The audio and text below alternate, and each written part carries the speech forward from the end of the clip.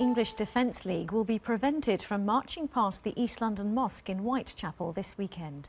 There have been calls for Saturday's rally through Tower Hamlets to be banned altogether, but police have now set a number of conditions about where and when the protest and a counter-demonstration can take place. Our Home Affairs correspondent Guy Smith now reports.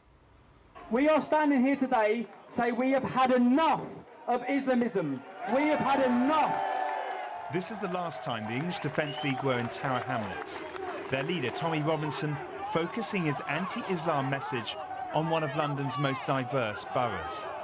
2 years later, and he's trying it again, and it's causing concern. So much so today, a delegation from the borough handed in a petition of 10,000 signatures to the Home Office, calling for the march on Saturday to be banned. We cannot each year have them coming back and causing this amount of disruption. We have a lot of work to do in Tower Hamlets, and we do not need the English Defence League coming and so supposedly supporting people like me. They're not supporting people like me.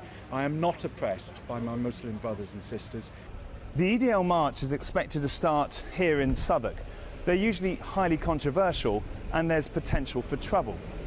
On the intelligence picture so far, the Met hasn't applied to the Home Office for a ban, but they have imposed strict conditions for Saturday. This is what the EDL was originally planning, to march past the East London Mosque, serving Britain's largest Muslim community. But this is what the Met is now allowing them to do, a much shorter route with restrictions on time. The march can only take place between 12 and 3. Any rally can only last half an hour and only at Mansell Street. We're not going to allow the EDL to step up. But there are also restrictions on anyone thinking of protesting against the EDL.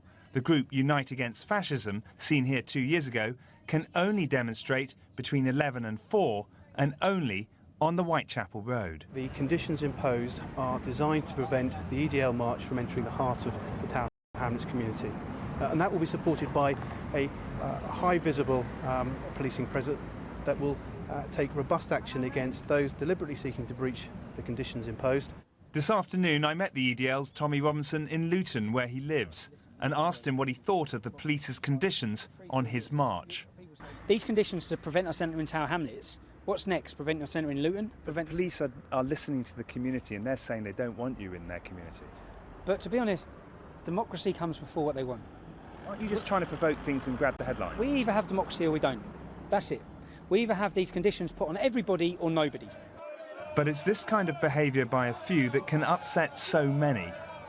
Currently there's no ban on the march this weekend, yet that could change if the police find evidence of potential disorder.